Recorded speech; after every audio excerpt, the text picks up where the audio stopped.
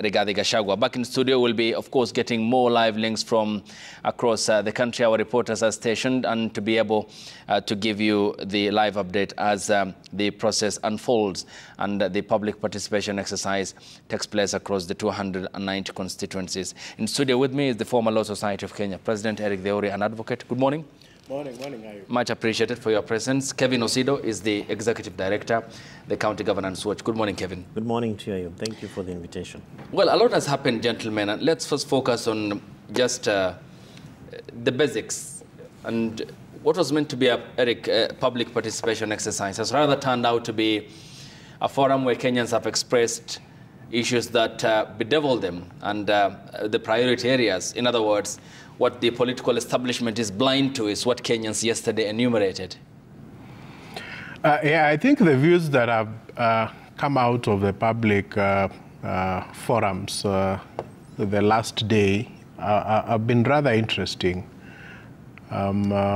You can sense across the entire country that there appears to be a high level of dissatisfaction in the direction that the country is taking, and so therefore maybe it's a moment really to reflect and to ask ourselves in terms of the priorities as a country that we are focusing on. Of course, you know, we cannot lose sight of the fact that what is actually up for public participation is the impeachment motion. I have looked at the form that has been set out by the National Assembly, and I think that they set up themselves, or rather set us up for failure, because you have a form that appears designed to be some sort of a referendum. It is either you're supporting or you don't. And I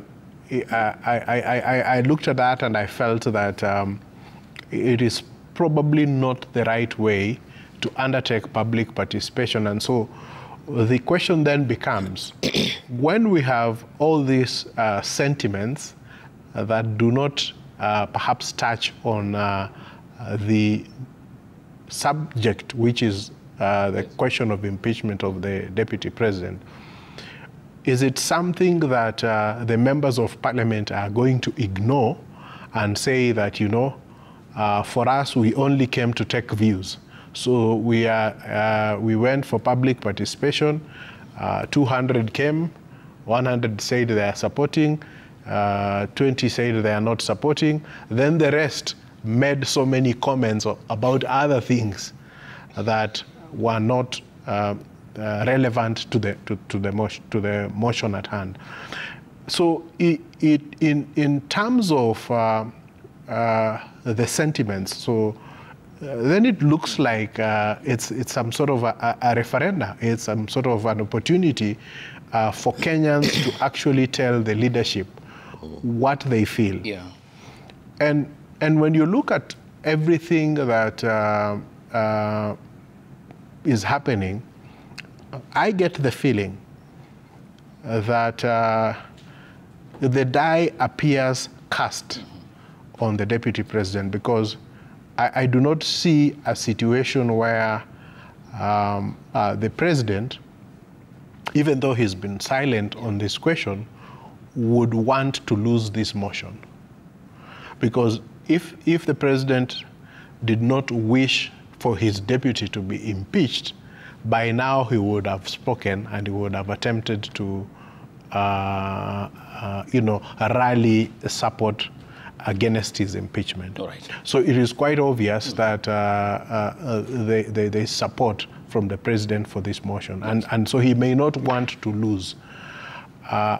Then that creates a very interesting scenario in view of the comments that are coming from members of the public. All right, and which will be sampling here, because given what they had highlighted yesterday they flipped the conversation from the agenda to other pertinent problems which are equally very important and Parliament has ignored for a very long time, and policy players as well.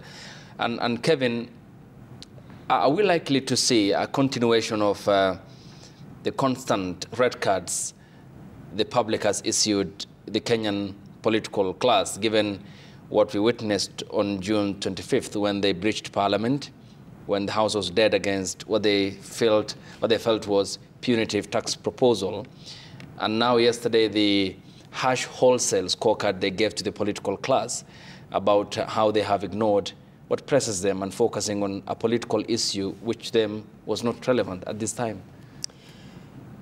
We will continue to see this.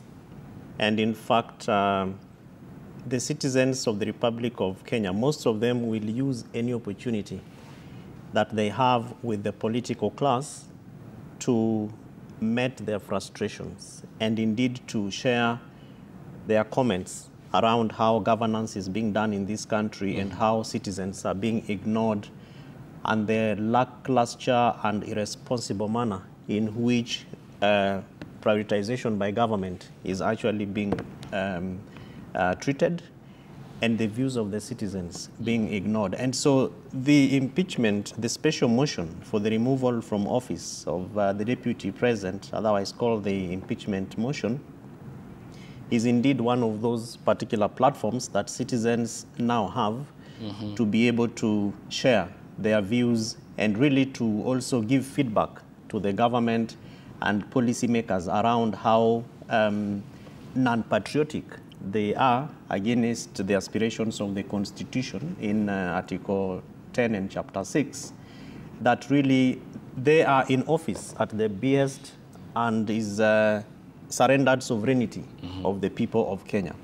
And so any moment that the citizens have to engage with the government, particularly the political class, is going to be that opportunity. And I think that we should be learning very critical and important lessons, especially with regards to how we treat the citizens, and largely those that we are in office on behalf of or exercise leadership on their behalf.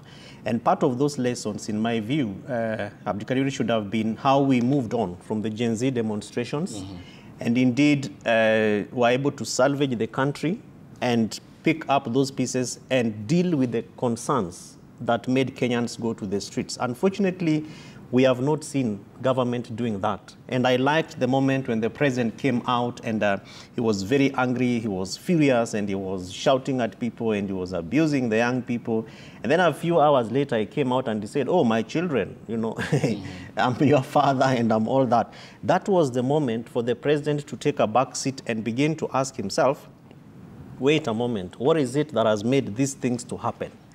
And the second bit of it was, of course, when he threw out the cabinet, and you realize that most of the questions that Kenyans had around how government was running its business was also around the certain personalities and how they thought that they have now reached heaven. And yet they forgot that actually they're in those offices because Kenyans have given them that opportunity.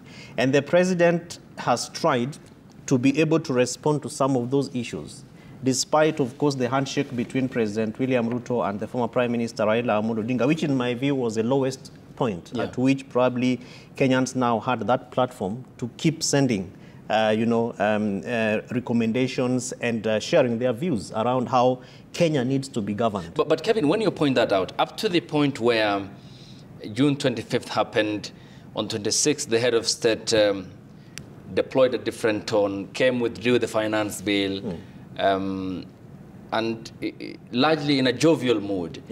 Again, up to the extent where he disbanded his cabinet, but was the incorporation of the opposition the remedy to the problems that Kenyans had expressed on the streets before June 25th? And now, was what we witnessed yesterday more or less an incomplete public disgruntledness towards the state in failing substantively so to address pressing issues and focusing on political aspects and feeding from the same tough strategy that the political class deploys in such situations?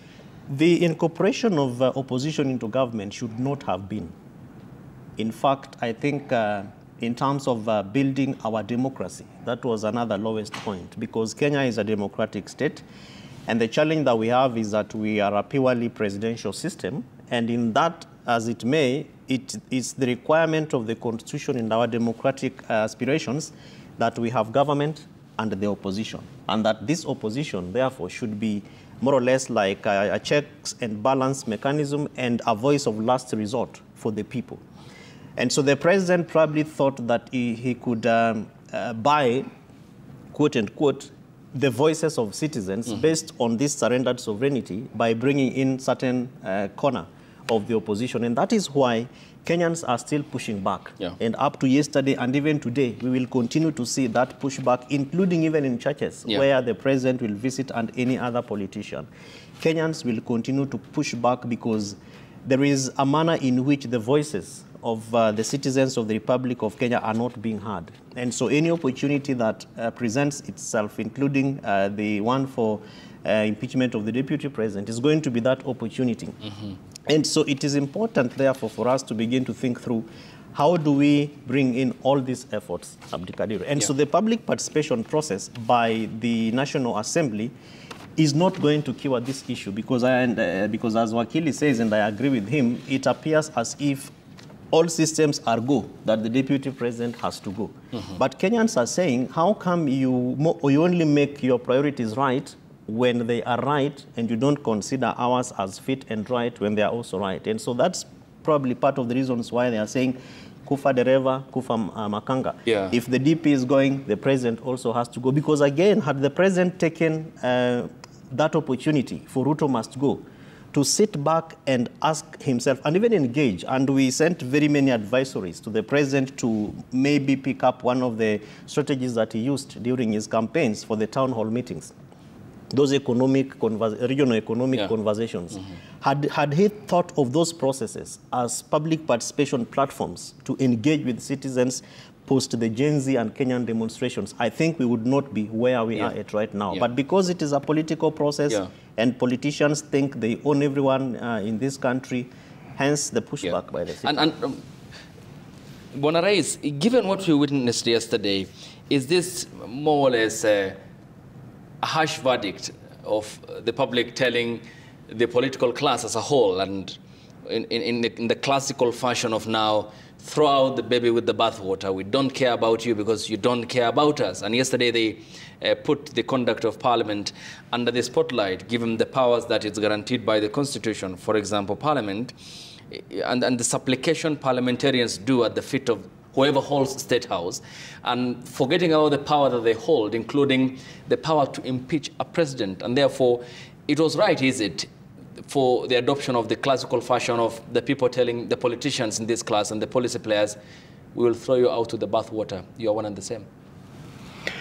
Yeah, I mean, you know, you can't fail to see the irony of that is extremely pregnant in this impeachment motion. When you consider everything that is happening, and I think that's what the citizens, that's what Kenyans are saying, is that we are not going to look at the impeachment of the deputy president in isolation. We want to look at it in terms of the entire country. There is a discernible desire in this country for good governance. There is a desire to see an end to corruption. There is a desire to see our taxes being utilized in a manner that enables us to access goods and services that the government is supposed to provide in a reasonable manner. There is a desire in this country to see restraint in the use of government resources for selfish purposes. Now, everything appears to be going wrong, and so we have a population and we have a country that is so angry at everything that is going on. And then we have a parliament, in my view, and perhaps to also another extension and executive, that is also angry because they are doing what they know best, but the people are angry. So they are trying to find out who is the cause of this anger, because they don't see themselves to be the cause of that anger. So they've been looking, you know, from the moment we had all these, the Gen Z protest. And you know, the Gen Z protest, I think, is a protest that probably, given the title Gen Z, people failed to appreciate the essence of it. It was a good governance cause. So when, and so politicians are wondering, I mean, we are doing very well. This is how we have always done these things. Why are you, yeah, you know, we have CDF, we have this, we have projects we have launched, we have all these things. We've brought you Shah, we've brought you Adani, we have brought you this. Why are you people unhappy? And we have brought you some opposition leaders into government. Yeah, in fact, we have even been so magnanimous that we have expanded. There were certain communities that were not in government. We have now expanded. They are now in government. So what is wrong with you people? And the people are looking at them and they're saying, what is wrong with you politicians? We are telling you that the things that matter to us is being able to go to hospital and to get services, being able to go to school and to get education, and to know that you know, tomorrow we can have a future. And that is why Parliament has brought a motion to impeach the Deputy President, and they are not understanding why is it that people, instead of talking about this thing, they are talking about something else. So as it appears, and this is the funny thing, it may appear that the Deputy President has a lot of support, because anyone who then appears to be against or to be asking, no, the priorities are wrong, appears to be supporting, not to be against the motion to impeach. Yet that is not the conversation that the country wants to be engaged in at this particular moment. So if there has been ever a time where there is a big mismatch, demonstrated mismatch between the political class and the citizenry, it is now. And I'm almost feeling that if ever we get to a point where we will have some demonstrations called in the manner that happened for Gen Z, this country, unfortunately, my view is, it would be ungovernable. If the anger that is out there, that you feel on the streets everywhere you go, and if things continue the way they are, we will get to a point where we will not be able to contain this anger. And so I hope that parliamentarians will listen. I have a feeling that just the way they passed the finance bill, irrespective of the sentiments that were there, this motion is going to pass. But the consequences of that, and it will not be because they have impeached Gachagua. It will be because people will be feeling that Parliament is out of touch with the reality. And Kevin, some of the issues that they outlined, and just in early live links, as you had witnessed, was touching on issues that they felt are governance-related. For example, the shadowy manner in which the state embarked on the Adani deal, for example, and how even the officials who were to spearhead and in the respective dockets were at pains to explain the process itself, why they overlooked the company contracted by the government itself on its proposals, yet went for Adani. The case of the Social Health Authority, the consortium to provide the 104 billion technology, the rollout, the vagueness around why explanations are lacking as to the preferred choice of direct procurement, yet the law prefers or prioritizes competitive bidding. I mean, And they look at these things, the university funding model, which had locked out bright but needy students from households. And they see a parliament that is less focused on this, but is more preoccupied with impeaching a deputy president, who by himself has his fair share of problems in this country, including misleading the public and even terming Kenya's shareholding entity. How then can this reconciliation happen? And the worrying lack of attention from the Kenyan political class to these issues that Kenyans feel are priority areas? How to get back is to review the manifesto of Kenya Kwanza and really the scorecard of Kenya Kwanza in its two-year term. And really that is purely what will be able to save the government of the day. Because from the number of issues that you are mentioning, and indeed, as we have also seen from the many, many voices that were sampled across the country, the priority of the government is skewed. And especially for this particular special motion, is to ensure that the citizens, that anger and the emotion by citizens is gobbled and coupled into this particular process of prioritization of this impeachment motion by the politicians, so that when they go back to bunge, they begin to say, si unaona hata Wakenya walikubali. That is purely what parliament, and especially the political class, is seeking to do, or rather, what the political class is seeking to do through parliament. Because parliament is a very respected institution. It is an august house, and it is expected that in its operations, then that the representation role that Kenyans have given to it really is met and is felt to have been met. And as things stand right now, there are many, many gaps and loopholes, and to which Kenyans have been able to provide, especially given the representative role of parliament.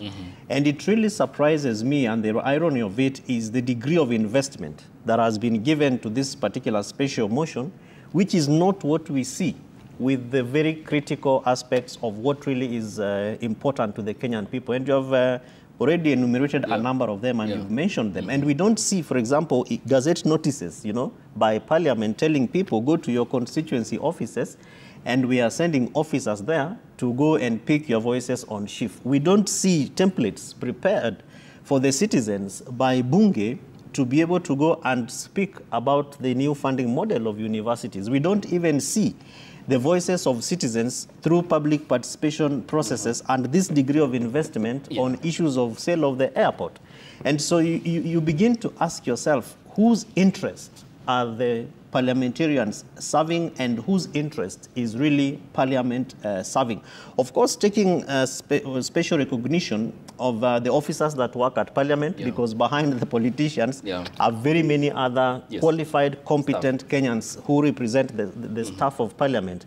And in many instances, because we work with some of them, Abdikadir, they also say this is really what the citizens feel, but when the debate gets to the floor of the House, the priorities change, and you begin to ask yourself then, where do we match the priority of the citizens and that of the politician? And hence the reason why the backlash that we are seeing today. And again, as you rightfully said, and we viewed, Kenyans are saying, why is it that when you go to, you're now coming back to us, not on critical issues, but on only concerns that are really relevant to you? And as I finish on this, it would be very interesting to see the kind of report that is going to be issued from the constituencies. And I have to be very grateful to the courts, even for making this a non-disenfranchising process. Because you see, as at yesterday, the Gazette notice that was issued on Thursday expected that people meet in certain regional halls. Yet, when we do our elections, we don't go to those regional areas. We actually vote at the constituency level. Yes, Kevin, stay with us. You will proceed, gentlemen, as we proceed also with this special broadcast here. But first, crossover live to Kisumu County, where Laura Otieno is standing by. Good morning, Laura. Give us the assessment from the county of Kisumu on this second day of the public participation exercise.